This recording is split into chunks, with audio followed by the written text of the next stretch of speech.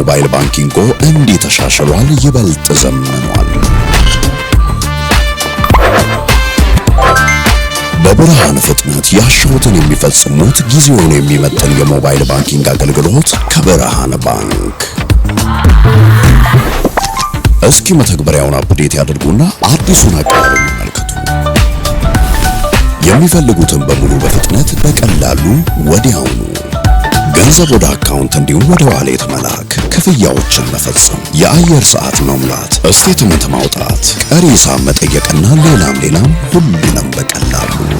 አዲሱ የብርሃን ባንክ የሞባይል ባንኪንግ መተግበሪያ አሁኑኑ አፕዴት ያድርጉ። ብርሃን ባንክ እንደ ስማችን ብርሃን ነው ስማችን።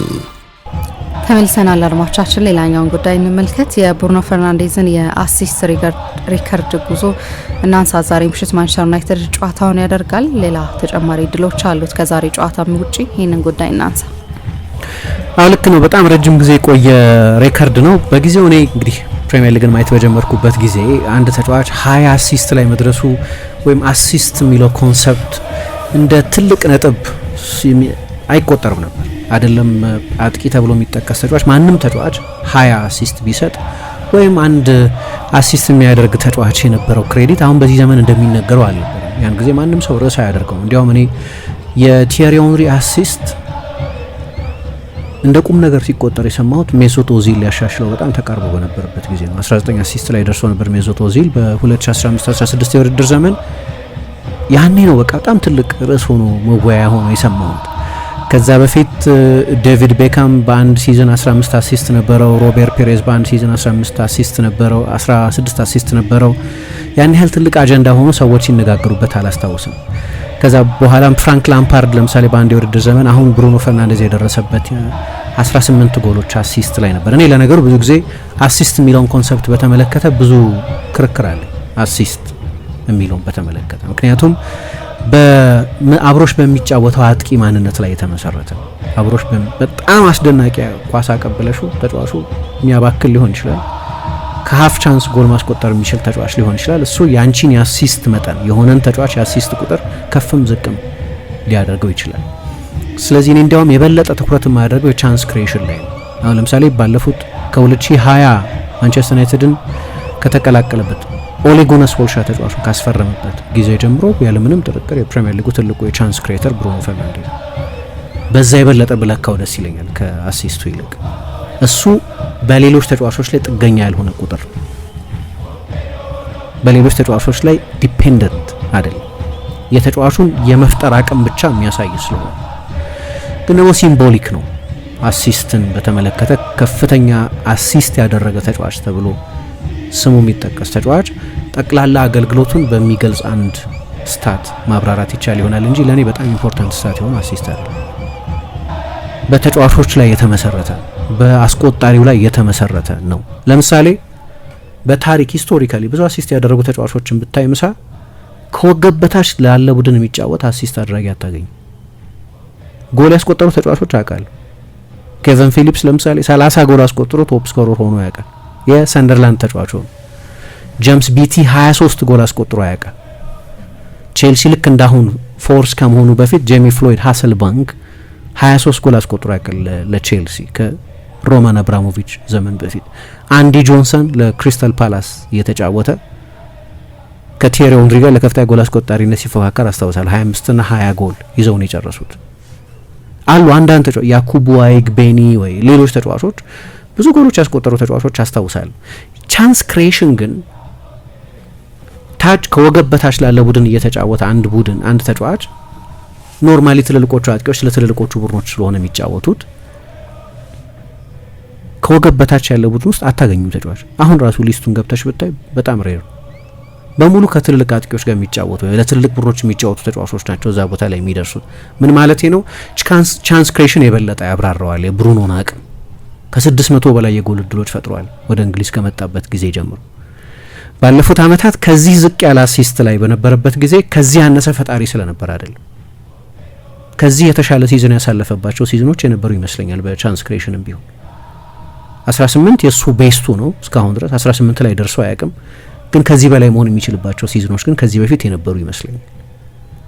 አሁን በጣም ጥሩ የሆነው ነገር የሚመስለኝ ሲፈርሙ ስለ ተጫዋቾቹ እንዳነሳ ነው ብራያን ምቤሞ፣ ማቴዎስ ኩኛም፣ ቤንያሚን ሼሽኮም ሌሎቹም ባለፈው የውድድር ዘመን ሲመጡ ሶስቱም ተጫዋቾች ከኤክስጂያቸው የበለጠ ጎል አስቆጥረዋል። ማለት የበለጠ ጥሩ ጨራሾች ናቸው። ስለዚህ የብሩኖ ፓሶች የበለጠ ፍሬ የሚያፈሩ ሆኑ ማለት ነው። የበለጠ መጨረስ ለሚችሉ ተጫዋቾች መድረስ ጀመሩ ማለት ነው። አብረውት የሚጫወቱት ተጫዋቾች ማንነት ይወስነዋል። የሱ ጥረት እንዳለ ሆኖ ማለት ነው። እና በጣም አስደናቂ ውድድር ዘመን እያሳለፈ መሆኑን እስማማል። በተለይ ባለፉት 3 ወራት በተለይ ከካሪክ መሾም በኋላ 44.8% የሚሆኑት የማንቸስተር ዩናይትድ ጎሎች ወይ በሱ የተፈጠሩ ናቸው በአሲስትነት ወይ በሱ የተቆጠሩ ናቸው። 18 አሲስትነት 8 ጎል መሰለኛ ያለው። አሁን 2 ብቻ ነው የሚቀረው። ቅድም ምሳ እንዳነሳሽው ሬከርዱን ከቲየሪ ኦንሪና ከኬቨን ደብሮይነ ጋር ለመጋራት 5 ጨዋታ ይቀረዋል። በእነዚህ 5 ጨዋታዎች ተጨማሪ 3 አሲስቶች ማድረግ ከቻለ ደግሞ ብቸኛው ይህንን የአሲስት አድራጊነት ሬከርድ የያዘ ተጫዋች ይሆናል እና አሁን ባለው ሬት የሚቀጥል ከሆነ ያንን በቀላሉ ማሳካት የሚችል ይመስላል። በተለይ ባለፉት 3 ወራት በመጣበት ሬት የሚቀጥል ከሆነ ቲየሪ ኦንሪ በ2002-2003 የውድድር ዘመን 24 ጎሎች አስቆጥሮ 20 አሲስቶች ነበሩት። በጠቅላላው 44 የጎል ኮንትሪቢዩሽን የነበረው። ኬቨን ደብሮይነ በ2019-20 የውድድር ዘመን 20 አሲስቶች ነበሩት። ይከራከራል እሱ 21 ነው ብሎ፣ ምክንያቱም አንደኛው አሲስት የተወሰደብኝ ዲፍሌክሽን ነበረው በሚል ነው። ልክ ከራስ ላይ ከተቆጠረ ጎል ጋር የሚመሳሰል ነው። ለምሳሌ የትኛው ነው ኦን ጎል የትኛው ነው ዲፍሌክሽንም ኖሮት ተጫዋቹ ባስቆጠረው ተጫዋች ስም የሚጻፈው የሚለው አሁን ኦፕታ የሚለው የጎሉን የኳሱን አቅጣጫ የሚቀይር ከሆነ ዲፍሌክሽኑ ኦሪጂናል ትራጀክተሪውን የሚቀይር ከሆነ እሱ ኦን ጎል ነው ይላል። ግን ተጫዋቹ ጨረፈው አልጨረፈው መቆጠሩ ማይቀር ከሆነ ደግሞ ቢጨርፈውም የኳሱን የመጀመሪያ አቅጣጫ አልቀየረውምና ባስቆጣሪው ስም ይጻፋል። አሲስትም እንደዛ ነው። ኬቨን ደብሮይነ ዲፍሌክሽን ነው በሚል የተወሰደብኝ አንድ አሲስት አለ፣ ከቲየሪ ኦንሪ ሪከርዱን መውሰድ ነበረብኝ የሚል እምነት ነበረው። ለማንኛውም በኦፕታ መለኪያ እሱ ነው ከደብሮይነ እና ኦንሪ ናቸው በጋራ። ሜሱት ኦዚል 2015-16 የውድድር ዘመን ላይ 19 አሲስት ነበረው። ከዛ 18 አሲስቶች ያሏቸው ብሩኖን ጨምሮ ማለት ነው 5 ተጫዋቾች አሉ። እሱ በ33 ጨዋታ ነው ያደረገው። ስለዚህ ተጨማሪ ጨዋታዎች አሉት። ይህንን ቁጥር ማለፍ የሚችልበት እድል በጣም ሰፊ ይመስላል። ሁልጊዜ አይሰራም እንደዛ። ምክንያቱም ሙሐመድ ሳላ 6 ጨዋታ እየቀረው 18 አሲስት ነበረው ባለፈው የውድድር ዘመን። ከዛ በኋላ ተጨማሪ አሲስት መስጠት አልቻለም። እንደዚህ የሚሆንበት ጊዜ አለ። በጎል አስቆጣሪው ላይ ጥገኛ የሆነ ስታት ነው ይሄ።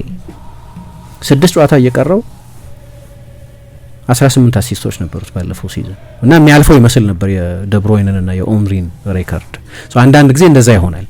ለማንኛውም ግን ራሱ ብሩኖ፣ ሴስክ ፋብሬጋዝ በ2014-15 የውድድር ዘመን፣ ፍራንክ ላምፓርድ በ2004-5 የውድድር ዘመን፣ ኬቨን ደብሮይነ በሌላ ሲዝን በ2016-17 የውድድር ዘመን እና መሐመድ ሳላህ ባለፈው የውድድር ዘመን እነዚህ ደግሞ 18 አሲስት በአንድ የውድድር ዘመን የነበሯቸው ናቸው። የብሩኖ የሚለየው ብሩኖ ገና ሲዝኑ ሳያልቅ ነው እዚህ ቁጥር ላይ ያለው። ሌላኛው ሴስክ ፋብሪጋዝ ነው። በድጋሚ 2007-8 የውድድር ዘመን ላይ 17 አሲስቶች ነበሩት። ብሩኖ ሲጀምር ቀዝቀዝ ብሎ ነበር የጀመረው በዚህ የውድድር ዘመን በነበረበትም ሚና ምክንያት ይመስለኛል።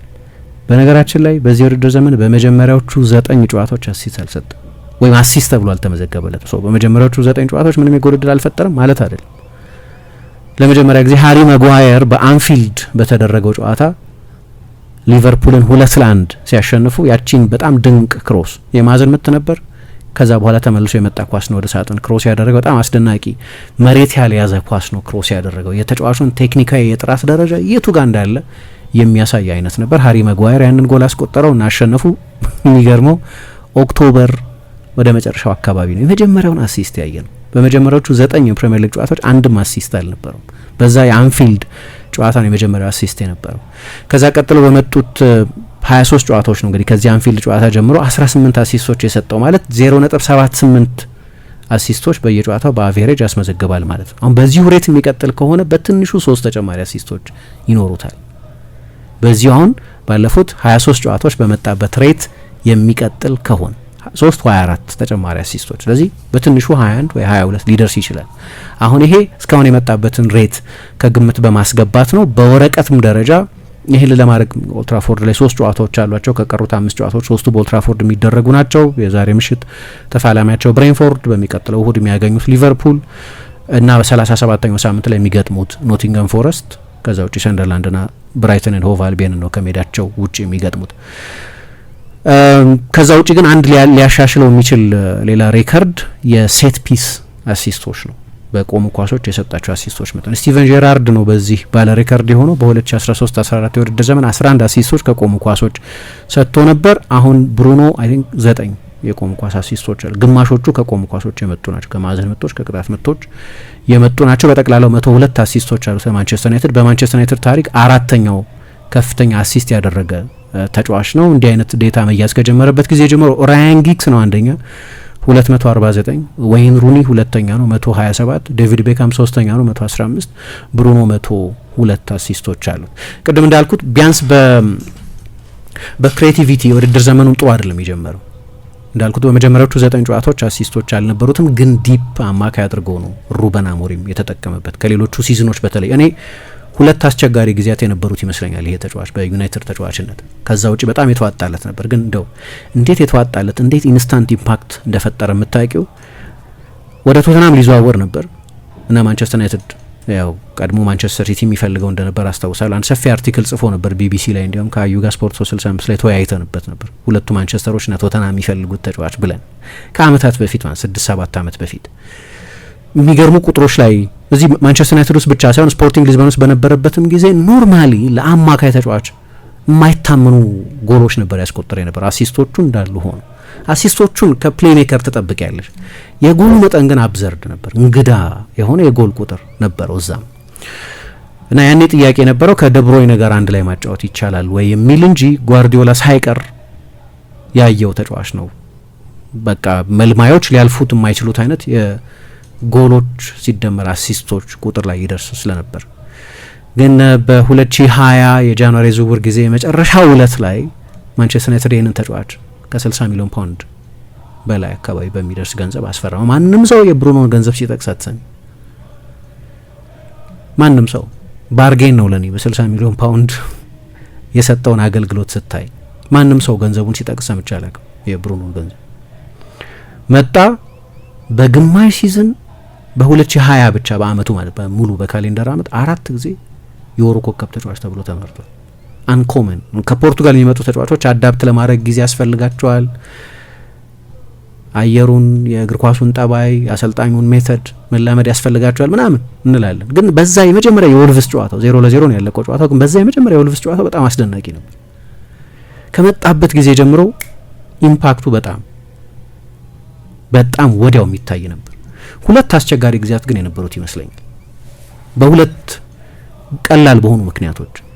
አንደኛው ክርስቲያኖ ከፈረመ በኋላ ከክርስቲያኖ ሮናልዶ መምጣት በኋላ ቡድኑን በብሩኖ ክሬቲቪቲ ላይ ነበር ማንቸስተር ዩናይትድ የገነባው። ግን 2 በጣም አስደናቂ ሱፐርስታሮች በሚሆኑበት ጊዜ በ2 ተጫዋቾች ዙሪያ ቡድን መስራት አይቻልም። ስለዚህ ሁለቱም የሚጋሩት አንድ ስፖት ላይት አለ ማለት ነው።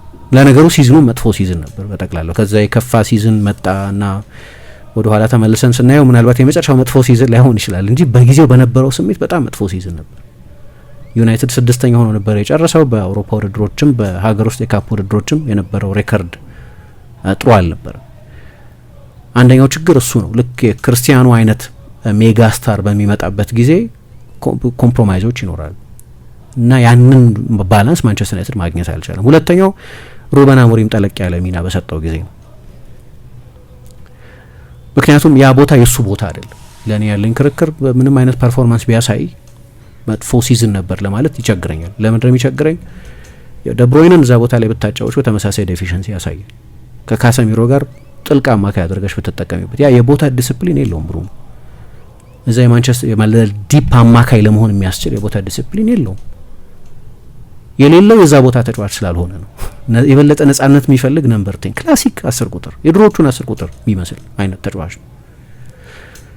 ያ ቦታ ላይ በማንቸስተር ደርቢ 3-0 ሲሸነፉ ይሁን በብሬንፎርድ 3-1 ሲሸነፉ ይሁን በፉልሃሙ ጨዋታ ላይ አቻ ሲለያዩ ይሁን በአንዳንድ ጨዋታዎች ላይ በተለይ ተጨማሪ አማካይ የሚጠቀሙ ፎደን፣ ክሪስቲያን ዳምስጋርድ፣ ኤሚል ስሚዝሮ አይነት ተጫዋቾችን ትራክ ለማድረግ ቸግሮት ነው። የዛ ቦታ ተጫዋች አይደለም። ተመሳሳይ ቦታ ዲሲፕሊን የለውም። ሩበን አሞሪም ከኃላፊነት መነሳት በኋላ በነገራችን ላይ የዩሮፓ ሊግ ፋይናልም ላይ እዛ ቦታ ላይ ነበር የተጠቀመበት እና ትልቅ ሚስቴክ ነበር በእኔ አስተያየት። ያ ጨዋታ የበለጠ ክሬቲቪቲ የሚያስፈልግበት ጨዋታ ነበር። የአንጅ ፖስቴኮግሉ ቡድን በሊግ ጨዋታዎች ላይ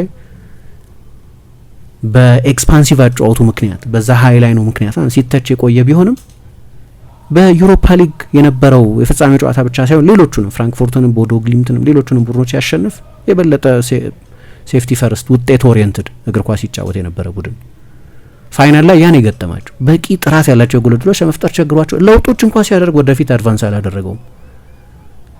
ያንን የጀመረው ጥልቅ አማካይ አድርጎ ተጫዋቹን መጠቀም የቡድኑን ትልቁን ፈጣሪ ተጫዋች የቡድኑን ብቻ ሳይሆን ያለፉት 6 ዓመታት የፕሪሚየር ሊጉን ትልቁን የጎል ዕድል ፈጣሪ ተጫዋች ጥልቅ አማካይ አድርጎ ነው የተጠቀመበት። አሁን አንደርስታንድ ማድረግ ያቅተኛል ይሄን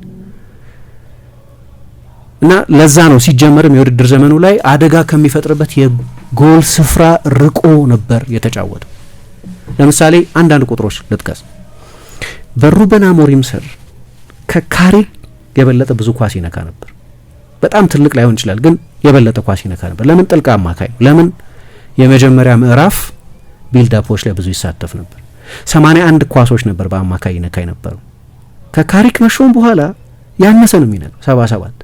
ልዩነቱን በአደገኛ ቦታዎች ላይ የበለጠ ኳስ ይነካል። ያኛው ጠለቅ ባሉ ቦታዎች ላይ ከጎሉ 60 ሜትር ልቆ ከመሀል ተከላካዮቹ ወይም አጠገቡ ካለው ካሰሚሮ ኳስ ተቀብሎ ስለነበር በኤርሊ ቢልድ አፕ ላይ ብዙ ይሳተፍ ነበር። ብሩኖ የምትፈልጊው እዛ ጋር አይደለም። ብሩኖ በጣም አደገኛ የሚሆነው የተጋጣሚ ቡድን ሳጥን ጋር ጠጋ ብሎ ሲጫወት በዚህ ተወዳዳሪ የለውም በፕሪሚየር ሊግ ላለፉት አመታት እንደዛ ነው የነበረው። ከሩበን አሞሪም መሻር ከኃላፊነት መነሳት በኋላ ለጥቂት ጨዋታዎች ለሁለት ጨዋታ ይመስለኛል ዳረን ፍሌቸር ነበር አሰልጣኙ። ዳረን ፍሌቸር ወዲያው የፎርሜሽንም ወዲያው የብሩኖ የቦታ የፖዚሽንም ለውጥ ነው ያደረገው። በካሪክ ጊዜ አይደለም የተጀመረው። ለኔ በጣም ሎጂካል የሆነ ውሳኔ ነው እዚህ ሰዎች የወሰኑት። ወደፊት ተጠግቶ ተጫወተ። አሁን የምናያቸው ቁጥሮች ላይ የደረሰው በዛ ምክንያት በዛ ጥልቅ አማካይነት የውድድር ዘመኑ ቢቀጥል ኖሮ አደጋ መፍጠር የሚችልበት የሜዳ ስፍራ ላይ መጫወት አይችልም። ሎጂካል በሶስተኛው የሜዳ ስፍራ የሚነካው የፓስ መጠን በእያንዳንዱ ጨዋታ በ8 ነው የጨመረው። ከ24 ወደ 32 ነው ከፍ ያለው። ጠቅላላ በጨዋታ የሚነካው ኳስ ብዛት የፓሱ መጠን ቢቀንስም ግን አደጋ በሚፈጥርበት የሜዳ ስፍራ ላይ ግን የሚነካው የኳስ መጠን በጣም በከፍተኛ መጠን ነው የጨመረው ፐር 90 ወይም በ90 ደቂቃ። የሚገርመው በሩበን አሞሪም ያሰልጣኝነት ዘመን የበለጠ ወደ ጎል ይሞክር ነበር፣ ግን ከሎ ኳሊቲ ሚኒማል ከሆነ የሜዳው ስፍራ ነበር ይሞክር የነበረው። ለምን? ርቆ ስለነበር ይጫወት የነበረው። አሁን ካየሹ በቀደም ለምሳሌ ከቼልሲ ጋር በነበረው ጨዋታ የቀኝ ክንፍ ቦታ ላይ ተገኝቶ ነው ለማቴዎስ ኩኛ ኳሱን የላከው። ዲፕ አማካይ ስትሆኝ እዛ ጋር አትገኝም። ለምሳሌ ቀላል አሁን ብዙ ሀፍ ስፔስ ቦታዎች ላይ እየተገኘ ደብሮይነ ክሮስ ያደርግባቸው የነበሩ ቦታዎች ላይ ይገኛል። ያ ፍሪደም አለው፣ የመንቀሳቀስ ነጻነት አለ። ምክንያቱም ከማንቸስተር ዩናይትድ ከኋላ ከአሞሪም ዘመን የተሻለ ጠንካራ ስትራክቸር አለው። ካሰሚሮና ሜኑ ተጨምረዋል። አንደኛው ነጣቂ ነው፣ አንደኛው የጨዋታ ፍጥነት ወሳኝ ነው። ይሄ ጥሩ የሊንክ ተጫዋች ነው። ስለዚህ ብሩኖ የበለጠ አድቫንስድ በሆነ ቦታ ላይ ኳስ ለመቀበል የሚያስችል የመጨረሻ ኳሶች ለማቀበል በሚያስችል የሜዳው ስፍራ ላይ መጫወት ጀምሮ ነበር። ሲዝኑን ለሁለት መክፈል ትችላለች። ሩበን አሞሪም ከኃላፊነት ከመነሳቱ በፊት እኔ በእርግጥ አሰልጣኙ በተጫዋቹ ላይ ያለውን እምነት ያሳያል ነው የምለው። ስህተት ነው ብዬ አምናለሁ እዛ ቦታ ላይ መጫወቱ።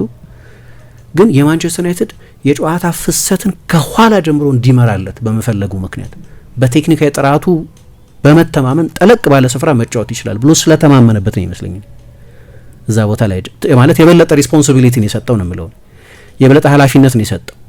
ግን የተጫዋቹን ክሬቲቪቲ ግን ጎርቶታል እና በዛው መጠን የማንቸስተር ዩናይትድን አቅምም ጎርቶታል።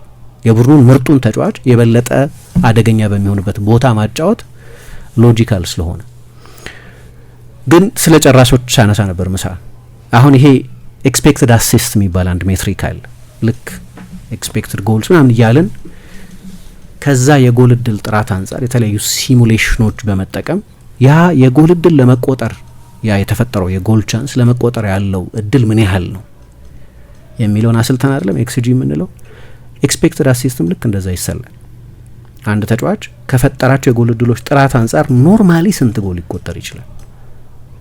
የጨራሹን ሁኔታ ታዩ ለጊዜው አሲስት እንዳልኩት በጨራሹ ላይ የሚመሰረት ነው። ኤክስፔክትድ አሲስት የሚባለው ግን አሲስት ያደረገው የኳስ ጥራት ብቻ የሚለካ ነው። ዘንድሮ አንዱ ጥሩ የሆነበት ምክንያት ኩኛ ጥሩ ጨራሽ ነው፣ ሼሽኮ በጣም ጥሩ ጨራሽ ነው፣ ምቤሞ ጥሩ ጨራሽ ነው። በቅርብ ጊዜ ጎሎች ያስቆጠረ ባይሆንም በፊኒሽንግ በጣም ጥሩ ናቸው ሶስቱ። አምና በጋራ ከ20 በላይ የኤክስጂ ኦቨር ፐርፎርማንስ የነበራቸው ናቸው። እንዲያስቆጥሩ ከሚጠበቅባቸው የጎል መጠን ከ20 በላይ ጎል አስቆጥረዋል። ጥሩ ጨራሾች ናቸው። ጋርናቾ ሲሆን ለምሳሌ እስካሁን ድረስ ጥሩ ጨራሽ መሆኑን አላሳይም። በጣም ተስፋ ያለው ተጫዋች የነበረበት ጊዜ ነበር። ብዙ ተስፋ የተደረገበት ተጫዋች ነበር፣ ግን ሁልጊዜም ቢሆን ክሊኒካል ጨራሽ ግን አልነበረም። ሆይሉንድ የመጨረስ ችግር ያለበት አይመስለኝም፣ ግን የሾት ቮሊዩሙ በጣም አነስተኛ ነው። የሙቭመንት ችግር ያለበት። ሌሎቹም አብረውት የተጫወቱትን ተጫዋቾች ሁኔታ ከግምት ማስገባት ያስፈልጋል። የተኳቸው ተጫዋቾች ካሊበራቸው ከፍ ያለ ነው። ሶ የብሩኖ ኤክስጂ 10 ኤክስፔክትድ አሲስት በዚህ ውድድር ዘመን 18 ጎል ነው ግን አሲስት ያደረገው። ይሄ እንዳልኩት ከተሻሉ ተጫዋቾች ጋር አብረሽ ስትጫወቺ ኢንፍሌት ያደርጉታል ያንቺን የአሲስት መጠን። እና ደግሞ በዚህ ውድድር ዘመን ዩናይትድ አንድ ያደረገው ነገር በቆሙ ኳሶች ላይ በጣም ጥሩ ነው። እና ለምሳሌ ከአሲስቶቹ ከ18ቱ አሲስቶች 6ቱ ለካሰሚሮ የተላኩ የቆሙ ኳሶች ናቸው። ካሰሚሮ በጣም አደገኛ የቦክስ ፕሬዘንስ መሆን ጀምሯል በዚህ ውድድር ዘመን። ከቀደሙትም ዓመታት 8 ጎል አስቆጥሯል፣ 6ቱ ከቆሙ ኳሶች የተቆጠሩ ናቸው። ግን አሲስቶቹን እንዳልኩት እኔ በካቪያት ነው የማያቸው። በብሩኖ ላይ ብቻ የሚመሰረቱ አይደሉም። በሌሎች ተጫዋቾች እነዛን ኳሶች ማጠናቀቅ ላይ የሚመሰረቱ ናቸው። የእሱን ችሎታ የሚያሳየው ግን የቻንስ ክሬሽኑ ነው። ተጫዋቹ ሊስተው ይችላል፣ ሊያስቆጥረው ይችላል። ይሄ ስታት ከግምት የሚያስገባው የተጫዋቹን የጎል እድል የመፍጠር አቅም ብቻ ነው። ያ ልጅ ሊስተውም ሊያስቆጥረውም ይችላል። እኔ የበለጠ የተጫዋቹን ችሎታ የሚያሳይ የሚመስለኝ እሱ ነው። ለምሳሌ በኦፕን ፕሌይ በሩበን አሞሪም የአሰልጣኝነት ዘመን በዚህ ውድድር ዘመን ብቻ ማለት ነው 1.87 ነበር በየጨዋታው የሚፈጥራቸው የክፍት ጨዋታ የጎል እድሎች።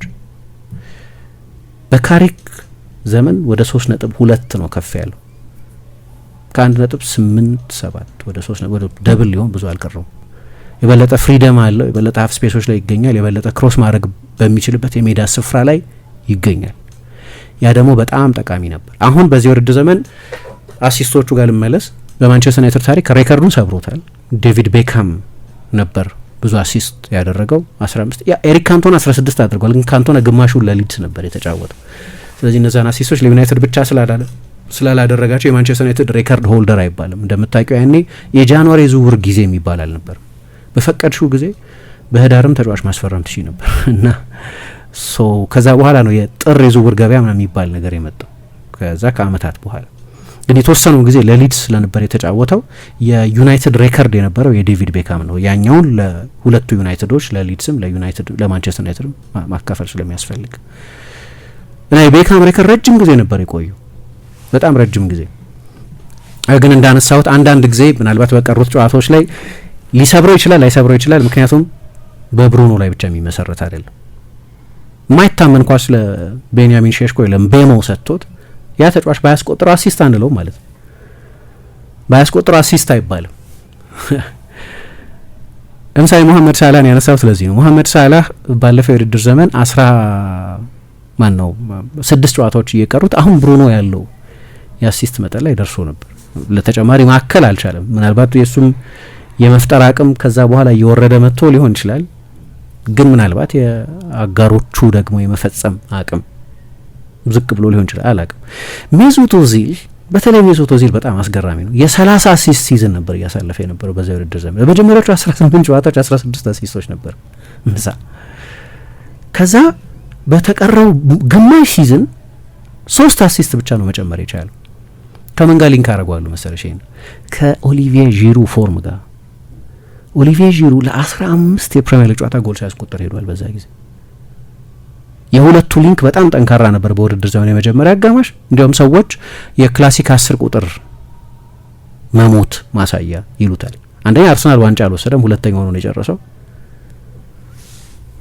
ስኬታማ ሲዝን አልነበረም። ለምሳሌ የቲየሪ ኦንሪ አሲስት ኦፍ ኮርስ አርሰናል የፕሪሚየር ሊግ ዋንጫ አልወሰደም በዛም ሲዝን ቢሆን፣ ግን የአርሰናል የስኬት ወቅት የሚባልበት ነበር። ላምፓርድ 18 አሲስት ላይ ሴስክ ፋብሪጋስ 18 አሲስት ላይ ሲደርስ ሁለቱም ቼልሲ በእነዚያ ሲዝኖች የፕሪሚየር ሊግ ሻምፒዮን ነበር። እና አሁን ግን ይሄ ክላሲክ የኦዚል ታይፕ 10 ዘመን ማብቃቱን ማሳያ ነው። ምንም ያህል አሁን ድረስ ባለ ሪከርድ ነው። 146 የጎል እድል በአንድ ሲዝን የፈጠረ ሌላ ተጫዋች የለም። ግን መጨረሻ ላይ በሌላ ተጫዋች ላይ ጥገኛ የሆነ ስለሆነ በዢሩ ፎርም መውረድ በዋነኝነት ምክንያት ምንም ቢሆን ተጨማሪ 3 አሲስት ብቻ ሊኖረው አይገባም ነበር አይደለም። በመጀመሪያ 18 ጨዋታዎች 16 አሲስት የነበረው ያንን ነጥብ የሚያጠናክር ይመስለኛል። ከዛ ውጭ አንድ ለክርክር ሲቀርብ የምሰማው የቆመ ኳስ አሲስቱ ይበዛል የሚል ሁለት አይነት ትሰማለሁ ስለ ቲየሪ ኦንሪ። ለምሳሌ ከቲየሪ ኦንሪ አሲስቶች መካከል 20ውም የቆሙ ኳሶች ናቸው የሚል አይቻለሁ። አይመስለኝም። እኔ ግን ቢያንስ አንድ ጌም አስታውሳለሁ ከማዕዘን ምት የተቆጠረ ጎል አስታውሳለሁ። በማንቸስተር ሲቲን 5-1 ሲያሸንፉ ሶል ካምፔል ያስቆጠረው ጎል የማዕዘን ምት አሲስት ነው። የበለጠ ኦፕታ ላይ ሄጄ ሳይ ግን ከ20ዎቹ 18ቱ ናቸው በክፍት ጨዋታ የነበሩት። ሶ ኦፍ ኮርስ 2 የማዕዘን ምት ወይም የቆሙ ኳስ አሲስቶች ብቻ ነበሩ። ከደብሮይነ መካከል ከ20ው 17ቱ የቆሙ ኳሶች ነበሩ። ግን ደግሞ እኔ ሌላም ማቀርበው መከራከሪያ ምንድን ነው፣ ያ ኦንሪ የተጫወተበት የአርሰናል ቡድን ታላቅ ነበር። ያ ደብሮይነ የተጫወተበት የማንቸስተር ሲቲ ቡድን ታላቅ ቡድን ነበር። ከታላላቅ ተጫዋቾች ጋር ነው የተጫወቱት። ይሄኛው ማንቸስተር ዩናይትድን ታላቅ አንለው። ይሄኛውም ቲም ቻምፒየንስ ሊግ መሳተፉ ሰክሰስ ነው። ግን መቼስ የማንቸስተር ዩናይትድ ግሎሪየስ ዘመን አይደለም አይደል? ይሄኛው ዘመን አስደናቂው ዘመን አይደለም። ከዚህ የተሻሉ ብዙ ዘመናት ስላየን ማለት ነው። እና እሱም አንድ መከራከሪያ ሆኖ መቅረብ ያለበት ይመስለኛል። ግን ጥቂት እንመለስበት። ተመልሰናል። አድማጮቻችን ኤፍኤም 5.1 ላይ ትገኛላችሁ። ፉትቦል ካፌ ነው እያዳመጣችሁ የምትገኙት። የብሩኖ ፈርናንዴዝ እና የአሲስቶቹን ቁጥር እያነሳን ነው የምንገኘው። ልክ ነው። የብሩኖ ፈርናንዴዝን ጉዳይ በተመለከተ ቅድም በታላቅ የማንቸስተር ዩናይትድ ቡድን ውስጥ አይደለም እየተጫወተ ያለፉትን ዓመታት ያሳለፈው የሚል ነጥብ እያነሳው ነበር። ምክንያቱም የማንቸስተር ሲቲ እንግዲህ የውድድር ዘመን ላይ ሊቨርፑል ነበር ሻምፒዮን የነበረው። ግን ከዛ ፊት በነበሩት 2 ሲዝኖች 198 ነጥብ የሰበሰበ ቡድን ነው። አጉዌሮ የመሰለ በጣም እሳት የላሰ ጨራሽ የነበረበት፣ ሌሎቹም የላቁ ተጫዋች እንደ ጉንዶዋን አይነት ለአማካይ ብዙ ቁጥር ያለው ጎል የሚያስቆጥር አይነት ተጫዋች እና ደግሞ ለውጤትም ማንቸስተር ዩናይትድ አሁን ብሩኖ ላይ ዲፔንደንት የሆነውን ያህል ማንቸስተር ሲቲ ያኔ ደብሮይኔ ላይ ዲፔንደንት አልነበር። አሁን በዚያ ውድድር ዘመን ለምሳሌ ዳቪድ ሲልቫ 10 አሲስቶች ነበሩት። 9 አሲስቶች የነበሩት ደግሞ ሪያድ ማህሬዝ ነበር። አሁን በዩናይትድ ዋናው አሲስት ባደረገውና በመጨረሻው አሲስት ባደረገው ተጫዋች መካከል በጣም ብዙ ዲፍረንስ አለ። አሁን የዩናይትድ ውጤት በብሩኖ ላይ የተመሰረተ ነው እና በአንድ ሬከርድ እያየሁ ነበር። ከአሲስት በኋላ የአሲስቶች ዋጋ መታየት አለበት። አሲስት ለቁጥር ጥሩ ነው። ለምሳሌ እንዳልኩት ማይክል ኦሊሴ 28 አሲስቶች በሁሉም ውድድሮች አሉት በዚህ ሲዝን። ከማን ጋር ነው እየተጫወተ ያለው? ከሃሪ ኬን ጋር ነው እየተጫወተ። ከ50 በላይ ጎል ካስቆጠረ ተጫዋች ጋር ለቁጥር ጥሩ ነው። ግን ኮንቴክስት አለው። ከነማጋ ነው ያ ተጫዋች የሚጫወተው። ከኤሊት አጥቂ ጋር ተጫውቶ አያውቅም ብሩኖ። ለምሳሌ ራሽፎርድ፣ ማርሲያል፣ ሆይሉንድ አይነት ፕሩቭ ያለ ኢቨን ሼሽኮ ገና ወጣት የሆነ ገና የወደፊቱ ጊዜ እንጂ ገና አሁን ተሰርቶ ያለቀ ተጫዋች አይደለም። ስለዚህ ሲዝን ነው የምናወራው ይገባኛል። ግን ጠቅላላ ያለፉት ዓመታት አሲስቶቹንም በዛ ፕሪዝም ማየት ያስፈልጋል። አብሮሽ የሚጫወተው ተጫዋች አሲስቲሽን የአሲስት ቁጥርሽን ያነሳዋል። ግን ከሁሉ በላይ በዚህ ውድድር ዘመን በሱ አሲስቶች ብቻ ዩናይትድ 21 ነጥብ አግኝቷል። በሱ አሲስት በመስጠቱ ብቻ 21። ሲዝኑን ጥሩ አይደለም የጀመረው እንዳነሳሁት በተለይ በአሲስቶች ደግሞ በመጀመሪያዎቹ 6 ጨዋታዎች 2 የፍጹም ቅጣት ምቶች ስቶ ነበር የጀመረው። እዛ የብሬንፎርድ ጨዋታ ላይ ነው የፉልሃም ጨዋታ ላይ እንደዚህ በግሉ ጥሩ ሲዝን አልነበረም የጀመረው። ግን ደግሞ እንደዚህ ነው የሚሆነው። ራያን ሼርኪም የቅርብ ጊዜ አሁን በኦፕን ፕሌይ አንደኛ አሲስት ያደረገው እሱ ነው። ግን ራያን ሼርኪም ቢሆን አሁን ሁለተኛ አሲስት ያደረገው ተጫዋች ጓርዲዮላ ሁነኛ ቦታ ባላንስድ የሆነ ላይንአፕ መጠቀም ከጀመረ በኋላ ነው ያንን ክህሎቱን ማሳየት የጀመረው። ክሬቲቭ ተጫዋቾች አንዳንድ ጊዜ እንደዛ ይሆናሉ፣ በቡድን ስትራክቸር ላይ ጥገኛ ይሆናሉ። ሼርኪም ቢሆን ልክ እንደዚሁ ነው።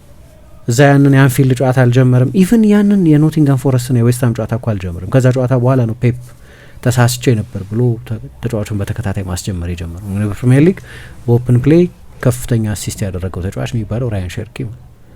ክሬቲቭ ተጫዋቾች አንዳንድ ጊዜ የቡድን ባላንስ ዲፔንደንት ይሆናሉ። ግን ደግሞ የብሩኖ አሲስቶች በዋጋቸው ከፍ ያለ ዋጋ ያላቸው የማንቸስተር ዩናይትድን ውጤት ኢምፓክት ያደረጉ ናቸው። የደብሮይንም የቲየሪ ኦንሪም ተመሳሳይ አልነበሩ፣ ተመሳሳይ ኢምፓክት አልነበራቸው፣ ተመሳሳይ ፖይንት አላሸነፈም አርሰናል ማንቸስተር ሲቲ በዛ የውድድር ዘመን። ሁለቱ ይኸውን ድረስ ያለን ሬከርድ ያሻሻሉበት። ምናልባት ሌሎች ሰዎች የሚያቀርቡት ክርክር የእረፍት ጉዳይ ነው። ደብሮይን 48 ጨዋታ አድርጎ ነበር በዛ የውድድር ዘመን፣ ቲየሪ ኦንሪ 55 ጨዋታ አድርጎ ነበር። ስለዚህ በየ3 ቀኑ ይጫወቱ ነበር። አሁን እሱ የሚያገኘውን አይነት እረፍት ማግኘት አልቻሉም። ስለዚህ የሚሉ ሰዎች አሉ። ያው ሁሉም አይነት ክርክር ይኖራል። ማንቸስተር ዩናይትድ ማክሲመሙ የጨዋታ ቁጥር 40 ነው የሚሆነው በዚህ ውድድር ዘመን የተቀሩትን ጨዋታዎች ሁሉ ካደረገ። 2 የካፕ ኮምፒቲሽንስ ላይ ብቻ ነው ከሊግ ጨዋታዎች በስተቀር የተጫወተው። አንድ ክርክር ሊሆን ይችላል ይሄ ክርክር። ግን ስቲል እኔ ደግሞ የተጫወተበት ይሄ ማንቸስተር ዩናይትድ ቡድን ዮርክ የነበረበት፣ ኮል ያለበት፣ ሼሪንጋም ያለበት፣ ሶልሻ ያለበት፣ ቫን ኒስተልሮይ ያለበት አይነት ሳቴላሱ ጨራሾች ያሉበት አይደለም። ማንቸስተር ዩናይትድ በነገራችን ላይ ምሳ ከ20 በላይ ጎል ያስቆጠረ የመጨረሻው አጥቂው ሮቢን ቫን ፐርሲ ነው 2012-13 የውድድር ዘመን።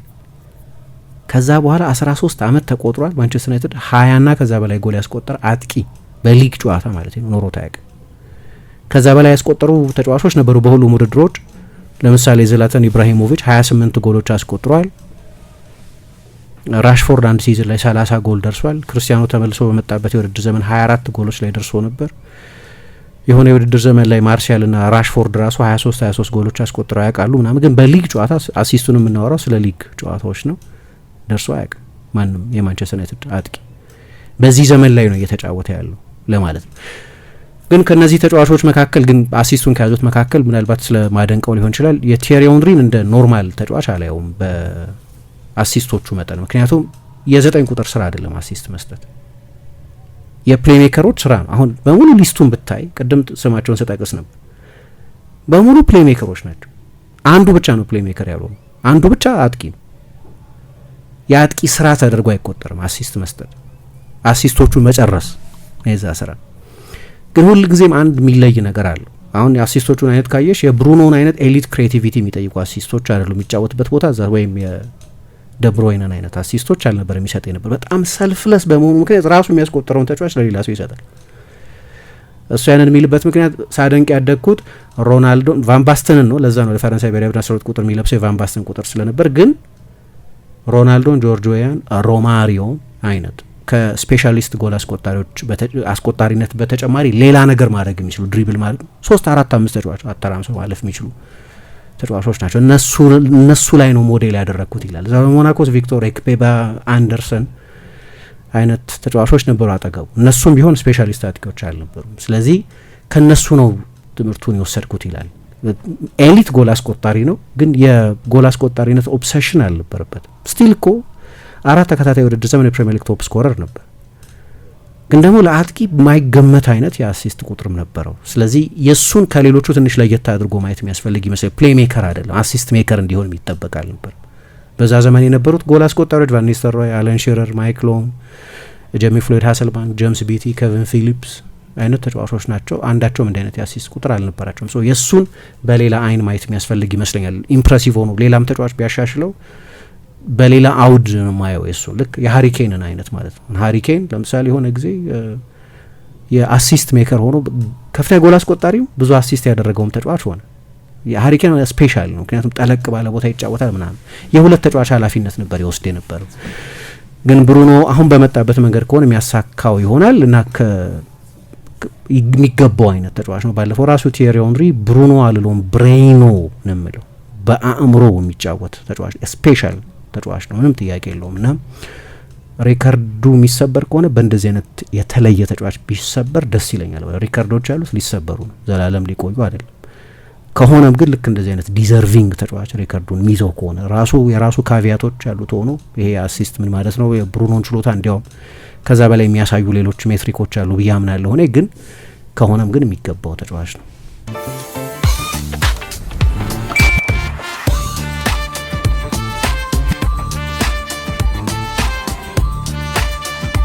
የብርሃኔ ሞባይል ባንኪንጎ እንዲህ ተሻሽሏል፣ ይበልጥ ዘምኗል። በብርሃን ፍጥነት ያሻውትን የሚፈጽሙት ጊዜውን የሚመጥን የሞባይል ባንኪንግ አገልግሎት ከብርሃን ባንክ። እስኪ መተግበሪያውን አፕዴት ያድርጉና አዲሱን አቀራረብ ይመልከቱ።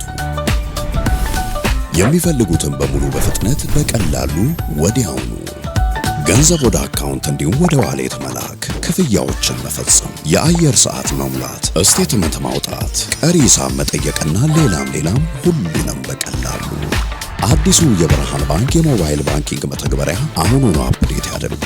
ብርሃን ባንክ እንደ ስማችን ብርሃን ነው ስራችን።